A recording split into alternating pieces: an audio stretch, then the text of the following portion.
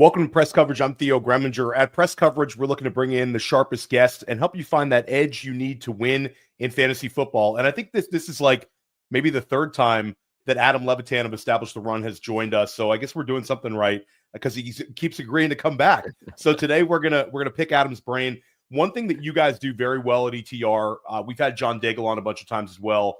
But one thing you guys do very well is you're continually updating your top 150 rest of the season rankings, where it's a really valuable tool you guys provide, and we're going to dive into some of those values, and we're going to help. Adam's going to help us sift through guys that might be a question mark for some of you, whether these guys are like a mirage, a short-term thing, or a player that can help you win a fantasy championship. Because we're in week 10, Adam, and we're grinding away. The fantasy playoffs are in sight. Thanksgiving is right around the corner. Got to pick your brain on the Chubba Hubbard signing from today. This is sort of the most recent news. We're recording same day. So we're recording this on Thursday afternoon. And Chubba Hubbard, this was a player that's been playing great, putting up RB1 numbers despite sort of a low-scoring offense that averages like 16 points per game.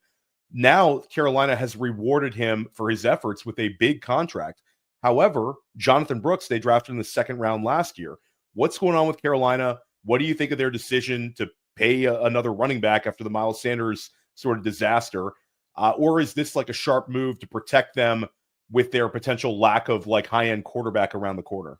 Yeah, I think it's just not that expensive to reward someone who's playing really well. And I wouldn't put it beyond that, but this is the main reason that I have zero Jonathan Brooks in best ball this year. I mean, absolutely stone cold zero. And a lot of people at ETR disagreed. My take the entire time was, why push this kid when you have a really good running back already and you're going to be one of the worst teams in the league? And I think that's how it's going to play out for Jonathan Brooks. They're not going to push him. I think that he can be useful to fantasy teams on 10, 11, 12 touches. And maybe Chubba can still be useful to the team on 8, 9, 10 touches. But I think you, in order to be really happy about starting either one of these guys on your fantasy team, you need a workhorse role and you need garbage time. And that was something that like Chubba Hubbard was getting a lot of garbage time earlier in the season. We've seen Miles Sanders playing garbage time a little bit lately. Maybe that was a showcase for the trade deadline. I kind of think once Jonathan Brooks is active, Miles Sanders will not be active for these games. But we'll see. It's the situation is undoubtedly getting worse for Chubba and for Brooks as the season has kind of gone along here, and both of them are going to try to play together for one of the worst offenses in the NFL. Yeah, and for me, I think sort of the big question mark is like, where do the receptions go? Because there's not a lot of them, but Chubba does have like 26 receptions this year. So that's not inconsequential. My worry would be that they utilize Jonathan Brooks as a receiver out of the backfield to sort of get him going, and that could really, really hurt Hubbard. He has been extremely efficient this year for like a poor offense. Any sort of long-term take here, Adam, sort of for like dynasty, do you think this is a backfield that could sort of provide two running backs, giving you fantasy scoring, or are they just going to be sort of like handcuffed? Difficult to look that far down the tube, but we do have a lot of dynasty listeners and viewers as well. Any take there?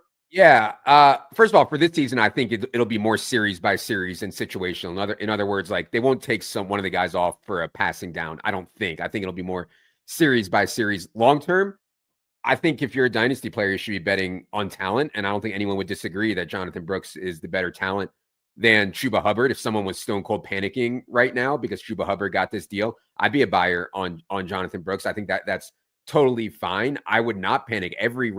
Virtually every running back in the NFL is going to face competition and is going to lose work. And if you're going to start crossing guys off because their 1B signed a deal, I don't think that's really the way to play dynasty. So yeah, if people are panicking, I don't know if they are, but if they are panicking, I would be a buyer on Jonathan Brooks. Yeah, it's worth a shot, I think, in dynasty, because a lot of people were kind of holding those Brooks shares, thinking that they were going to maybe get something for the second half of the year, and then Chubba Hubbard leaves as a free agent, and all of a sudden they have a bell cow for next year. So all of a sudden, like their volume concerns might be there for next year. This is a guy they used a valuable rookie draft pick on. So always a fun discussion with trade deadlines coming up. Devon Achane, this is a guy that has climbed up your rest of the season rankings, and deservedly so. There's been no greater beneficiary of Tua Tagovailoa's return than Achane. Achane's just been, the usage has just been insane. Back-to-back games of 8 targets, nearly 30% target share. and they're using him in the slot, and the guy's efficient, always efficient as a runner. My question to you would be, Devon Achane, does he end up leading the NFL in running back receptions for the season based on the current track? He's third overall right now behind Bijan and Alvin Kamara. And where does Achane kind of fall in line for you among all running backs at this point? Yeah, I mean, it's really tight at the top. We have Achane fifth overall, the RB3, right next to Derrick Henry. We have Breece Hall right behind him, seventh overall, the RB4. I think the only negative I could say about Achane, if I was going to try to poke a hole in this, is that he's during Tua Tagovailoa's 4 games, he's played the Bills twice, and the Bills increase running back target share significantly. Bills defense is trying to keep everything in front of them. They're trying to force you to throw these short passes to running backs. The difference, though, with Achane, and the reason I'm not that concerned about that, though, is it's not like he's some running back who's just like leaking out of the backfield and he's the 4th read and they dump it off to him because he's open. These are schemed targets to Achane out of the slot in the screen. And so I'm not sure that the defensive matchup matters that much. I do think, though, we'll start to see a bit of a pendulum swing, more Tyreek, a little more Jaylen Waddle, and a little bit less Achane in the passing game. It's just really hard to catch 7 or 8 balls a game as a running back. So I think we'll see some regression there and some positive regression for Jaylen Waddle, but there's very few running backs I'd rather have than Achane. Like I said, I mean, our running back rankings right now are Saquon, Henry, Achane, and then Breece. Yeah, I thought where you guys had Jaylen Waddle ranked was like pretty bullish for him based on what we've seen for the last 3 weeks. So if you have Jaylen Waddle, Adam Levitan is not completely nuking him, but it does feel weird to see him as like a wide receiver 3. But I think that's sort of like where we're at, and that's sort of that's an optimistic view for a guy who's had like 50 yards in like 3 weeks. Yeah. Weird times in Miami. We're gonna take a quick break. And when we come back, we're going to dive into Breece Hall. We're going to dive into some of Adam's trade targets. And we're going to talk about some of these players that have really popped off recently. And we're going to find out if Adam thinks that they can hold on to their recent value. Hey, I know DFS may have peaked, but there are still hundreds of thousands of people to play and millions of dollars up for grabs every week. So let's put our hoodie on. And let's talk about Player Profiler's DFS Dominator. It has a cash game optimizer that leverages the projections from Billy and Theo and Bradley and Evan and that Player Profiler AI engine to create cash game lineups that certainly have a high floor, but also give you that ceiling. Now, you've probably heard about the most powerful tool of all, our Lineup Genius. We know winning GPPs requires a completely different approach, which is why our Lineup Genius takes you through the process of selecting the quarterbacks in the juiciest matchups. Then it highlights the stacks and runbacks that are available, lets you pick the chalk level, lets you pick the level of correlation with a number of other proprietary settings available to you. Click a button and it generates hundreds of lineups to be imported into FanDuel and DraftKings. And it's just $45 a year, not a week, a year. So for that reason alone, if you play DFS, you'd be an idiot not to buy the DFS Dominator. Speaking of DFS, Adam, you have crushed it over the years in DFS. What do you guys have available over at ETR for the DFS players? Oh, yeah. I mean, DFS is kind of our specialty. So, I think most of the highest stakes, highest level players are using our projections to formulate their baselines for making teams. And I think even if you don't want to do that, I think knowing what the best player is going to do makes a big difference. And so, yeah, all of our stuff is DFS related. And if you are interested in that, you can certainly check out the site. And if you just want to check out something for free, and check out our YouTube. We have tons of stuff on there that is totally free also. Yeah, and a shout out to Mike Leone, who I know does a lot of great work for your DFS. He's been on press coverage several times. I actually have a DFS lineup in NBA tonight. My 7-year-old comes up to me saying he wants to do fantasy basketball. I'm like, well, we missed the boat. We don't have a redraft team right now, but let's put in a DFS. So he's like, okay. And he didn't quite understand like the 3-game slate, but we're in like a 3-game slate night. It's a lot of fun putting those lineups together. But I gotta say, he's really chalky. The 7-year-olds, they don't really defer. He wants all the big name guys, but it's still a lot of fun. Speaking of a lot of fun, we have Mike Williams now moved on. This New York Jets target tree is going to consolidate slightly. You already have Alan Lazard banged up. We've seen Garrett Wilson and Devontae Adams thrive together recently. Just your opinion on Breece Hall for the rest of the season. where does Breece kind of slot in among the elite running backs, and sort of your outlook for this Jets team and Jets offensive attack for us in fantasy? Love. I mean, this is going to be extremely, extremely concentrated. Alan Lazard's on IR, as you mentioned. Mike Williams is gone, as you mentioned. Aaron Rodgers only will throw to guys that he trusts. I do not think that includes Malachi Corley or Gibson. And so what you get is what we saw in week 9, which was 78% of the targets going to Breece Hall, Davante Adams, and Garrett Wilson. So you get a really concentrated offense with really, really good skill players. And then you get this schedule: Cardinals, Colts, Seahawks, Dolphins, Jaguars, Rams, Bills. Those are the next games to end the season for the Jets. One of the best matchups that you can have for the rest of the season for them. So I love all three of these guys. Breece, Davante Adams, and Garrett Wilson, I think, are all smashes rest of the season. Yeah, I completely agree with you. And the Malachi Corley one, it's like if he would have just scored that touchdown, now you've got Aaron Rodgers is a guy that kind of never forgets. That's going to stick in his head. So I'm with you. Like Breece Hall, this is one where it's just splitting hairs. There's so many good running backs. I think that there are opportunities for redraft managers in trading leagues to kind of kick the tires on guys and pivot away and see what they can get, because I do think that, like you said, it's kind of difficult to kind of rank the truly elite ones. You never know where you're going to get a potential 2-for-1, but I do know that Breece Hall is locked in for the rest of the season, and I love your takeaway about the concentration right there. One running back who is just a fantasy football king over the years, Christian McCaffrey. We should have him back. This is one where San Francisco's coming out of the bye week. For me, I don't think they bring McCaffrey back unless it's a full-on workload.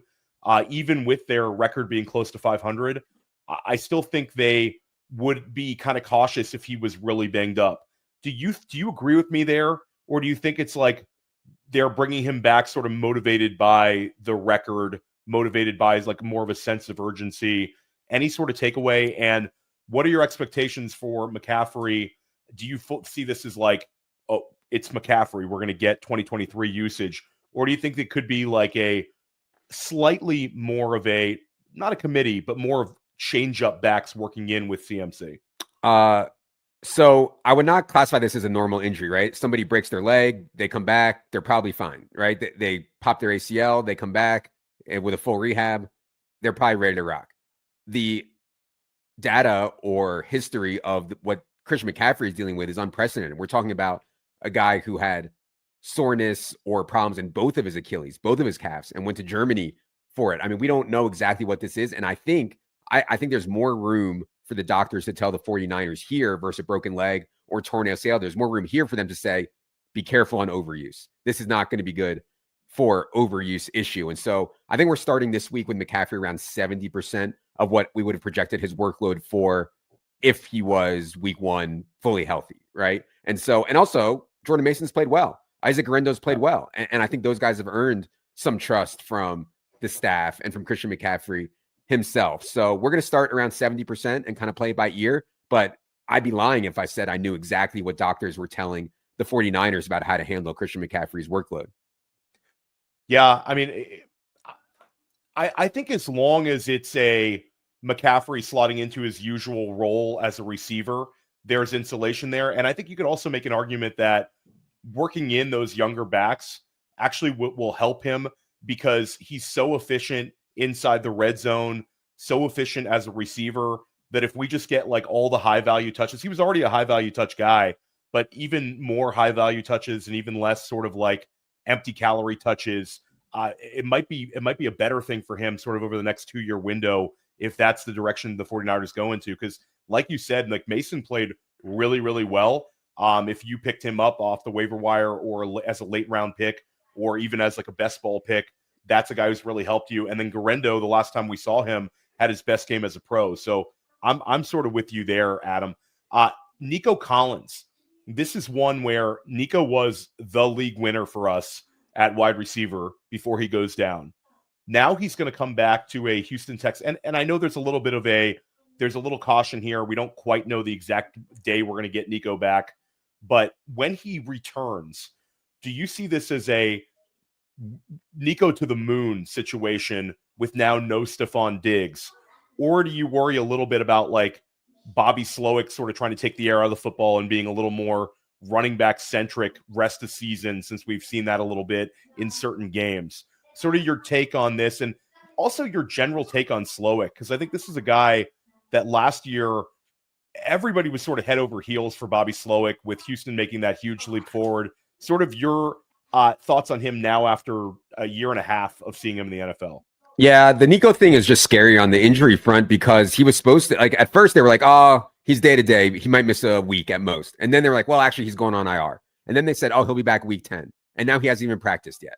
Right. And it doesn't look like he's going to be back week 10. So these hamstring injuries scare me for sure. That's the first thing I'd say. If Nico can get back to 100%, I wouldn't overthink it, man. I mean, one of the best wide receivers in the NFL with CJ Stroud. And I know Stroud struggled this year for a lot, but yeah, to me, like, you're depressing me, because I had Nico, Rashee, Godwin, Shaheed teams that were just like, oh, how could I possibly lose? I can't lose.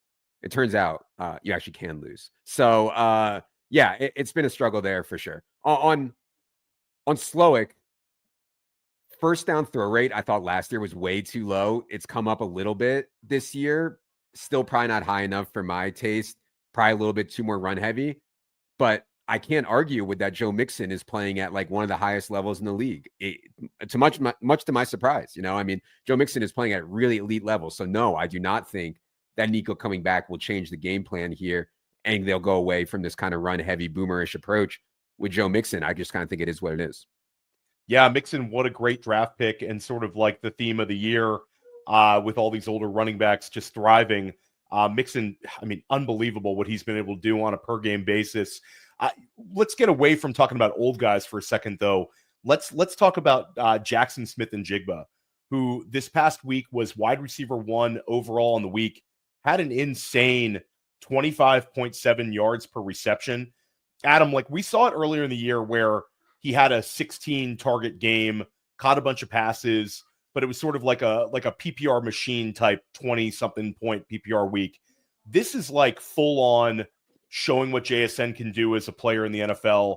It felt to me like this was a true breakout week, but now we have to add context that DK Metcalf was not there. Mm-hmm. So I'm curious your thoughts of like, how reliable is JSN for the rest of the season? Is he a guy that you view as now like a fringe wide receiver 1 type who's showed now his ceiling as a pro, or should we have a little bit of caution with our expectations of him with DK eventually, you know, coming back?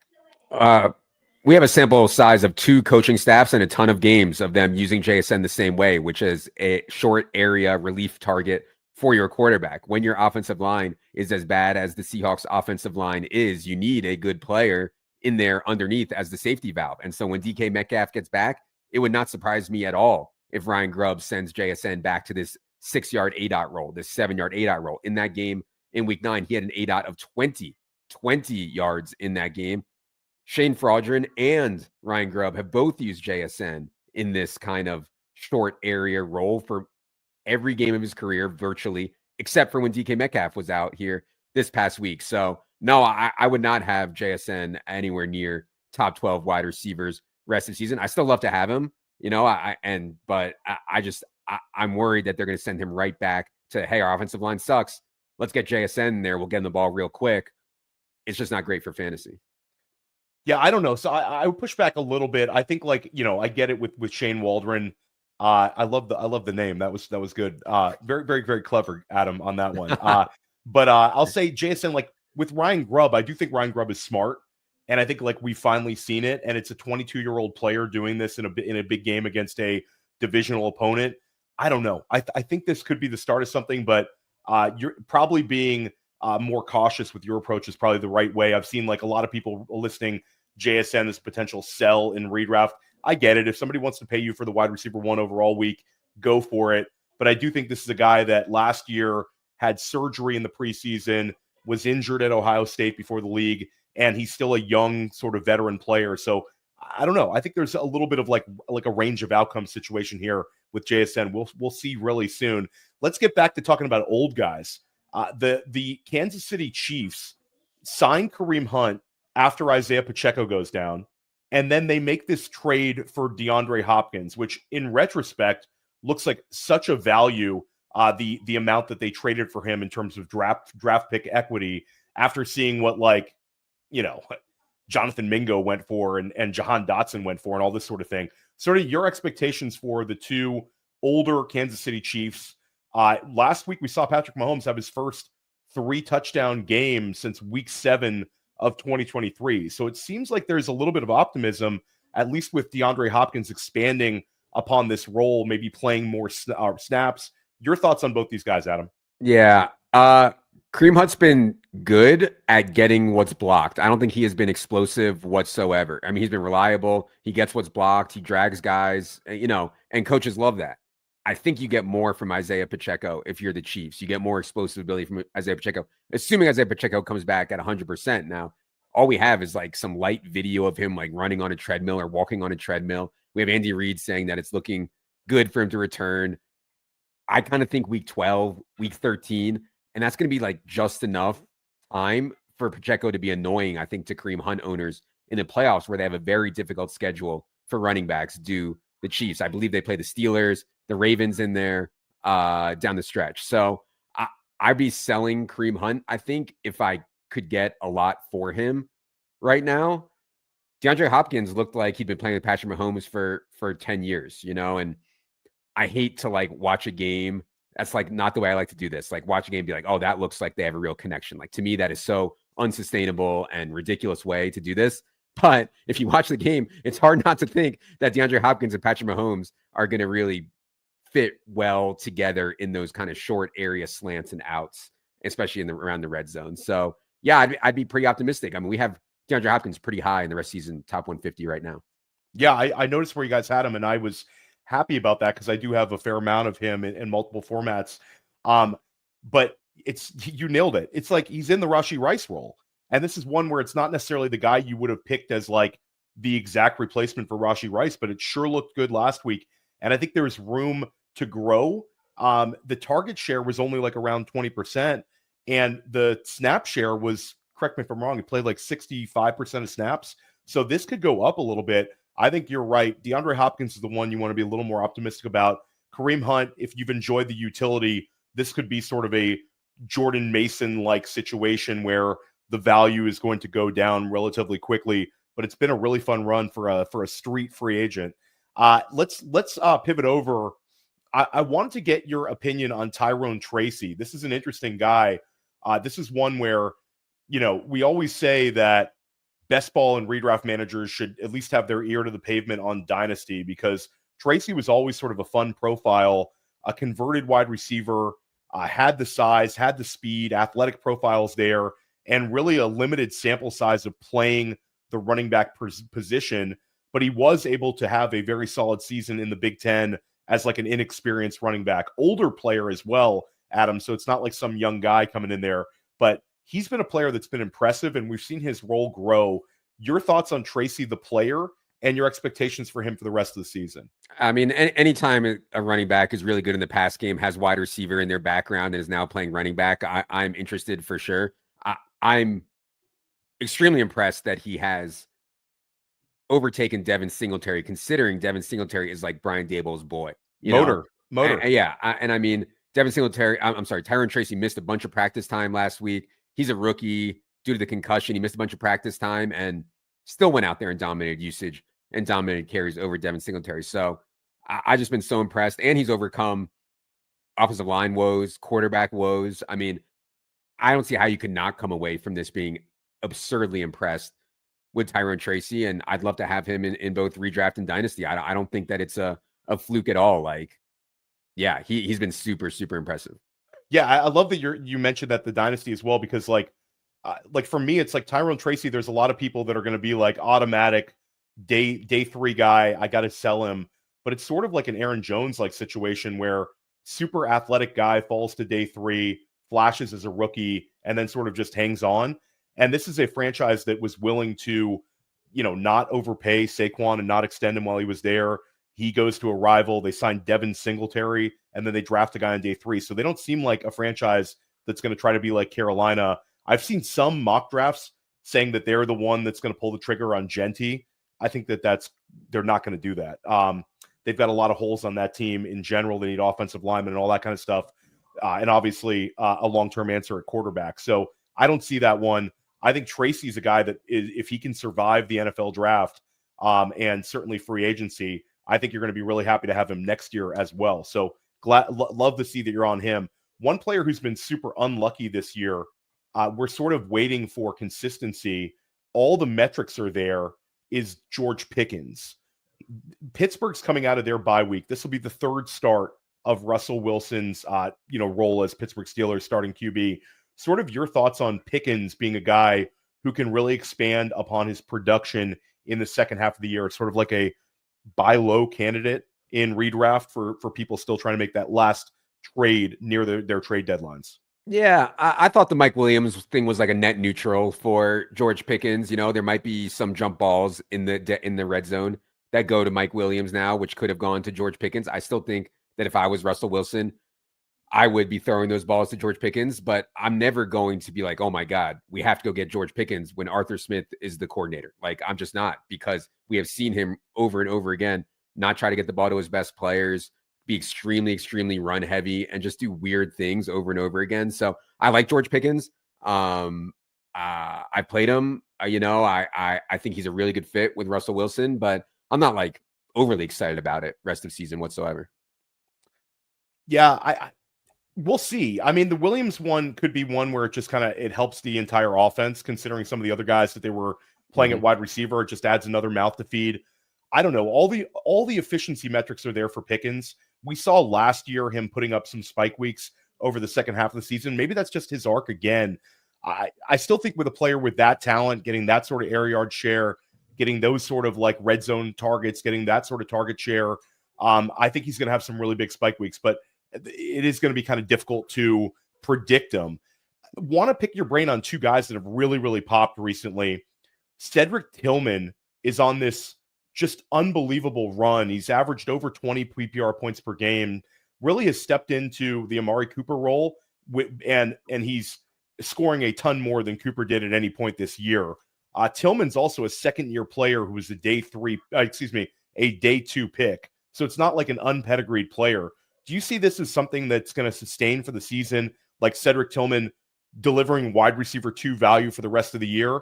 Or do you have some trepidation with either the profile or the team situation, and we're going to see his scoring sort of level off and come down as the season progresses?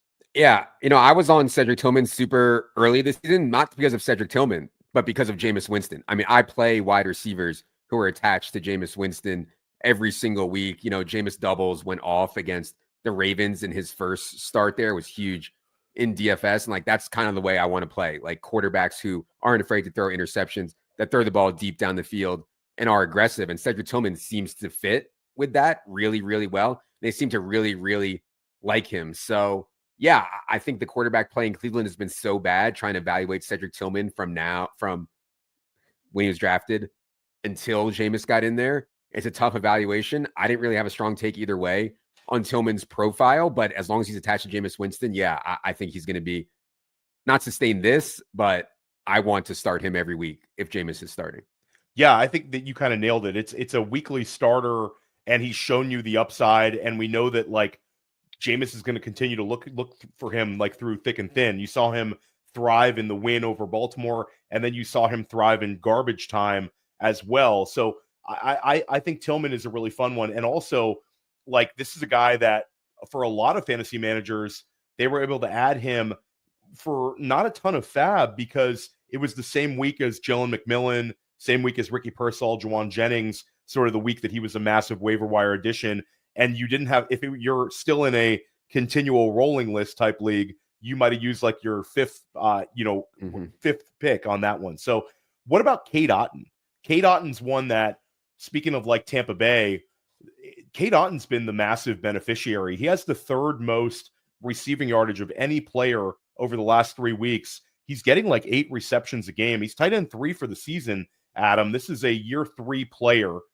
He's caught a few balls here and there. The previous 2 years, he's had like over 42 receptions for back-to-back years. But now it sort of seems like he's certainly taking advantage of the moment. But do you see this as a player that can continue to provide at least tight end 1 value, top 10 tight end production, even when Mike Evans returns? Yes. Well, Cade Otton's always been a guy who like leads all tight ends in routes, right? Leads all tight ends in snaps, leads all tight ends in routes. It was really hard to earn targets for him. Combination of things, probably. It's not that good, number one. And Mike Evans and Chris Godwin are there. You remove them, you immediately see that Baker trusts him. I think that Baker has been outrageously impressive. Like, especially he went to Kansas City with no one and almost won the game. Absolutely no one. So I think this Baker thing is real. And Mike Evans is going to come back in week 12 or week 13 and eat up a ton of targets. But Cade Otton, man, he's just out there so much, and they have no one else that Baker feels comfortable throwing to. So I like Cade Otton, and the tight end position I think is like come a long way. You add Cade Otton, Kelsey gets the big boost when Rashee Rice goes down, Hawkinson's back. You get Mike Gesicki in here now. The tight end position in redraft has really gotten deep, and I would consider Cade Otton a big part of that also. Yeah, huge impact, and he's going to affect best ball as well. A lot of people are able to get him as like their tight end 3 and like some of those builds where you waited on tight end and you tripled up. So Cade Otton for me, I agree with you. I think that he's a guy that Baker Mayfield trusts, and I'm glad to hear your thoughts on Baker Mayfield there. People were like spelling gloom and doom for Baker. Baker has 25 touchdowns right now, and he looks so confident out there. It's like really, really swaggy Baker Mayfield right now. So it'll be interesting to see where Baker ends up in terms of the quarterback scoring at the end of the year. But he's QB2 overall right now. I think people are sleeping on him a little bit. We're almost done here. I want to get a couple of like rapid fire questions from you, or answers from you. Who's a handcuff running back that you would love to have on your rosters right now, Adam? Yeah, we keep a one injury away list at ETR where we rank these guys, the running back handcuffs that we'd most like to have. Let me check who we have number 1 right now. Yeah, we have Braylon Allen number 1 right now. Also in the top tier, I consider Blake Corum, Jordan Mason, Zach Charbonnet, Jaylen Warren. Those would be the ones that I think are priority right now for handcuffs. Yeah, I like I like all those guys. Zach Charbonnet is the one that I always really value, because I think that if anything happened to Walker, we'd see him still catch a ton of passes. We saw the 2 running back 1 weeks out of him in weeks that Walker missed, and Grubb has been tremendous for getting running back production in most weeks of the year. How about a player who's under the radar that you're really excited about for the second half of the season that maybe some people are sleeping on? Yeah, Rome Odunze for me is like the first one that comes to mind. Super easy. Keenan Allen is fat Keenan and does not deserve to be getting 10 targets in a game. DJ Moore is like pouting, walking off the field, sitting by himself. Such a one of the weirdest things you've ever seen this year, huh? Yeah, and to me, Rome is their best wide receiver right now, and I think there's some like rookie to rookie chemistry as the season goes on. Even if there's not, I think Rome is their best, and they have a really good schedule, at least more home games. Like Caleb has been so bad on the road and really good at home. It's really small sample, but I'm optimistic in playing Rome in home games rest of the season. I love that one. That's certainly a player that we're high on at Player Profiler in terms of the dynasty rankings, and I think him having a strong second half of the year would just make sense that they would go with their younger wide receiver. A lot of heat on that coaching staff as well, so it would make sense to get your best players on the field. How about a player that you would sell? You mentioned a couple guys that you're maybe a little bit cautious on, but is there a particular player that if you had them on a redraft team, maybe the market's a little bit too high on them and you'd be looking to cash out? Yeah, Tony Pollard, maybe. If you're in a sharp league, maybe you can't sell Tony Pollard, but he's been really good. Usage was incredible last week, even though he didn't practice at all due to that foot injury. But Tajay Spears is going to be back at some point, and Will Levis is going to be back maybe as soon as this week. And I think like Mason Rudolph is not good, but he has stabilized the offense in a way that Will Levis and all those turnovers and mistakes was not stabilizing the offense. So the return of Spears, the return of Levis, Tony Pollard with this foot thing going on, that would be a pretty easy sell for me if someone was paying a reasonable cost. Yeah, the return of Levis is just an ugly one. You finally saw Calvin Ridley doing a little something as well. That could completely go to zero with Levis. Rudolph just looks better. It's wild times over in Tennessee. Not exactly what we thought we'd get in Callahan's first season. How about a player that you'd be looking to trade for, Adam? Is there anybody that you think is a great buy low candidate that could provide fantasy managers with scoring over the second half of the season into the fantasy playoffs? Yeah, I think James Conner. James Conner's box score last week could have been way better. He got checked for a concussion after getting knocked out at the 1-inch line. That allowed Trey Benson to score a touchdown. You also got these fluky runs from Mari DiMercato last week. I mean, in a normal game, James Conner there scores like 35 points. Also, we have rest of season schedule data, like model-based data, and we have the Cardinals with the best rest of season schedule for running backs.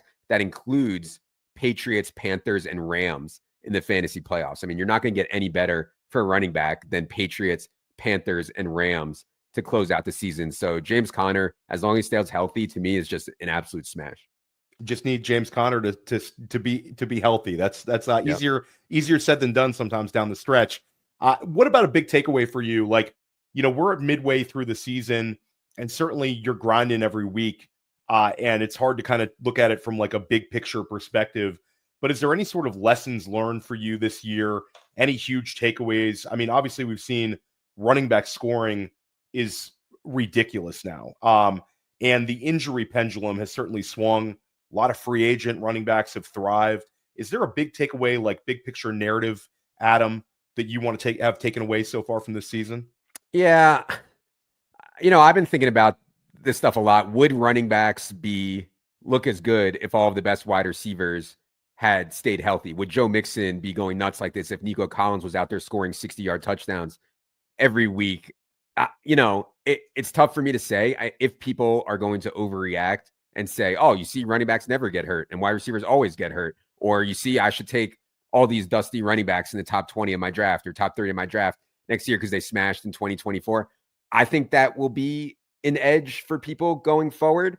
But yeah, it's tough for sure. I mean, I don't see how you could have any other takeaway from this fantasy football season other than running backs have completely come back, roared back, and changed the game to the point where every week in DFS now, I mean, I want to play about 10 running backs and I want to play about 2 wide receivers, and I can't do it. I can only play 3 running backs at a time, and so it's just like very stark that running backs are what are winning in fantasy this year.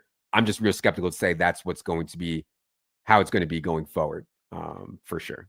Yeah, I think it's really it's probably a one-off season, and I think that next year a lot of drafters, like a lot of times you see drafters sort of carrying over too much what happened last year into this year or into the new season. And I think you can see a lot of people get burned because it's crazy. I mean, in FFPC, some of the better teams are starting 4 running backs. In NFFC, some of the better teams are starting a running back in the flex. Both of those last year, you would see wide receivers in the flex in NFFC, and certainly at least one wide receiver in the flex in FFPC. So it'll be interesting to see where the win rates are at the end of the season, and the season is still not over. Adam, you crushed it today. Let everybody know once again where they can find your work. Yeah. If you guys are watching this on YouTube, you can just type in Establish the Run on the search bar on YouTube and you'll find our channel. You can hit subscribe there. It's totally free. And if you've never checked us out, I think that's a good way to get started. Yeah. And we're going to be back next week with press coverage, and every week moving forward, we're going to give you all the information, all the top guests, and we're going to help you crush your leagues for the rest of the season.